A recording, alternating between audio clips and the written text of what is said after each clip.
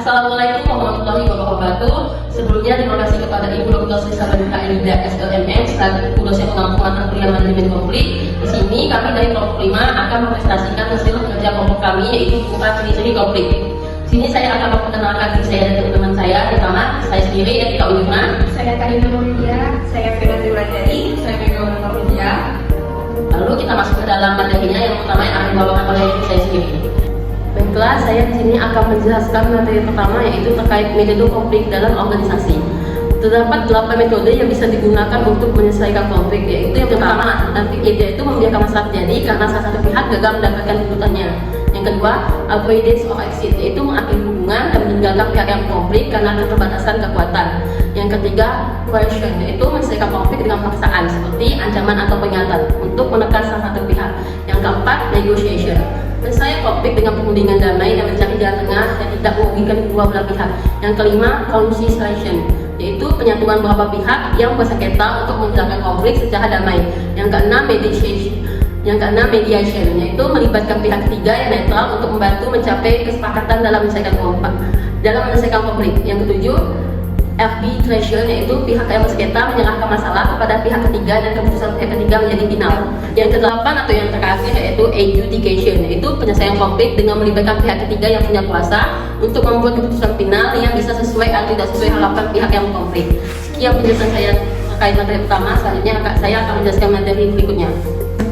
Baiklah, selanjutnya materi yang akan saya jelaskan terkait pola konflik. Ada 5 pola konflik. Yang pertama, konflik vertikal, yang terjadi antara individu atau kelompok dengan kedudukan yang berbeda seperti antara atasan dan bawahan. Yang kedua, konflik horizontal, terjadi antara individu atau kelompok yang memiliki kedudukan yang setara seperti antara karyawan atau antar departemen. Yang ketiga yaitu konflik lini staf, terjadi antara karyawan yang yang memiliki otoritas langsung dan staf yang berfungsi sebagai penasihat. Yang keempat yaitu konflik peranan, terjadi ketika individu memiliki lebih dari satu peran yang saling bertentangan menyebabkan kebingungan dan ketidakpuasan. Yang terakhir yaitu konflik gaya bekerja, muncul dari perbedaan dalam cara kerja individu seperti preferensi untuk bekerja dalam tim atau secara mandiri. Sekian penjelasan dari saya, terima kasih. Selanjutnya akan dijelaskan oleh Karina Maulidia. Baiklah, di sini saya akan menyampaikan materi tentang ciri-ciri konflik. Terdapat ciri-ciri pada konflik antara lain: 1. Setidaknya terdapat 2 pihak secara perorangan maupun kelompok yang terlibat dalam interaksi saling bertentangan. Yang kedua, terjadinya pertentangan antara 2 pihak dalam mencapai tujuan memainkan peran atau adanya norma dan nilai yang berlawanan. Yang ketiga, munculnya gejala perilaku dalam interaksi untuk saling meniadakan, mengurangi, dan menekan pihak lain agar dapat memperoleh keuntungan dalam hal status, jabatan, materi, kesejahteraan, dan tunjangan tertentu. Yang keempat, munculnya tindakan yang saling berhadapan sebagai akibat pertentangan yang berlarut-larut. Yang kelima, munculnya ketidakadilan akibat dari usaha masing-masing pihak yang terkait dengan kedudukan, status sosial, pangkat, golongan, kekuasaan, harga diri, dan sebagainya. Sekian penyampaian dari saya. Jadi selanjutnya yaitu menghadapi konflik dalam organisasi. Yang pertama yaitu fokus pada problem, bukan hal pribadi. Penyelesaian konflik dengan memandang masalah secara objektif dan tidak membiarkan aspek pribadi mempengaruhi. Ini dapat menggunakan grafik, data, dan laporan. Diskusi dapat diarahkan agar lebih terpusat pada masalah yang sebenarnya tanpa menyalahkan secara pribadi. Yang kedua yaitu berkomunikasi secara terbuka. Mengadakan pertemuan terbuka di mana semua pihak bebas mengutarakan pandangan dan keberatan mereka. Misalnya konflik relasi dan nilai. Hal ini karena relasi dan nilai merupakan sesuatu yang memiliki anggota dengan sifat dan nilai yang berbeda-beda. Komunikasi terbuka bisa memberi jalan untuk mengungkapkan persetujuan dan keberatan masing-masing demi diskusi lebih lancar. Yang ketiga yaitu minta pendapat pihak netral. Dengan melibatkan seorang mediator netral dari departemen yang dihormati oleh kedua belah pihak, mediator mengadakan pertemuan terpisah untuk memahami masalah, lalu mengatur sesi mediasi bersama dalam sesi tersebut. Kedua, departemen menyampaikan pandangan mereka dan bekerjasama mencari solusi. Selanjutnya yaitu bersikap adil terhadap semua anggota tim.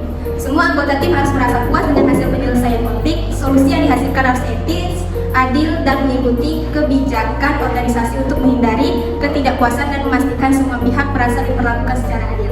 Sekian penyampaian dari saya. Selanjutnya, terima kasih. Materi selanjutnya akan dijelaskan oleh Fiona Triwulandari. Di sini saya akan menjelaskan tentang mengelola konflik dalam organisasi. Mengelola konflik dalam organisasi adalah proses penting untuk mencapai tujuan bersama. Manajemen konflik mencakup pencegahan, pengurangan dampak, serta penyelesaian konflik dengan cara konstruktif. Untuk mengelolanya ada beberapa hal yang harus dilakukan, yakni sebagai berikut.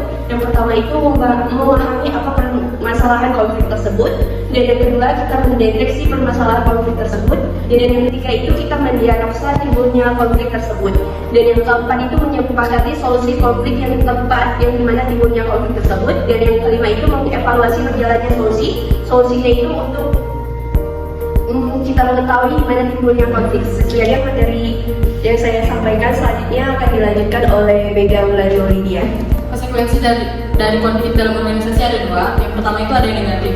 Pertama ada penurunan kinerja. Konflik yang tidak dikelola dengan baik dapat mengalihkan fokus dari tujuan organisasi, menurunkan produktivitas, dan mengurangi kinerja keseluruhan karena ketegangan yang berkepanjangan, menghalangi konsentrasi dan efisiensi kerja. Yang kedua ada disintegrasi tim. Konflik dapat menyebabkan perpecahan dalam tim, menghambat kolaborasi dan kerjasama antar anggota, menciptakan suasana kerja yang tidak sehat, mengurangi moral tim, dan mempengaruhi dinamika kerja secara negatif. Selanjutnya ada beban psikologis. Konflik yang tidak terselesaikan dapat menimbulkan stres dan beban psikologis bagi karyawan, mempengaruhi kesehatan mental dan kesejahteraan mereka, serta menurunkan motivasi dan kinerja individu. Penggunaan sumber daya yang tidak efisiensi. Waktu dan sumber daya yang seharusnya digunakan untuk mencapai tujuan organisasi sering terbuang untuk menangani konflik, mengakibatkan pemborosan, ketidakpuasan di kalangan anggota, serta mengurangi efisiensi dan efektivitas operasional. Selanjutnya ada positif, dinamika organisasi. Konflik dapat membuat organisasi lebih dinamis dengan memicu perbedaan pendapat yang mendorong inovasi dan solusi baru, yang akhirnya meningkatkan kinerja dan produktivitas. Selanjutnya ada pengalaman berharga. Konflik memberikan kesempatan untuk meningkatkan kemampuan manajerial dan interpersonal. Pimpinan yang berhasil mengelola konflik dengan baik akan menjadi lebih hati-hati dan strategis dalam pengambilan keputusan. Selanjutnya ada kesadaran strategis. Konflik antar kelompok dalam organisasi meningkatkan kesadaran anggota terhadap strategis dan ketidaklawan serta memperkuat solidaritas internal. Selanjutnya ada peningkatan kreativitas. Konflik yang dikelola dengan baik dapat mendorong kreativitas dan inovasi dalam pemecahan masalah serta membawa perubahan positif dalam organisasi. Sekian dari saya. Baiklah, sekian penjelasan dari kelompok kami. Semoga bisa menjadi bahan pembelajaran bagi kita semua. Sekian, wassalamualaikum warahmatullahi wabarakatuh.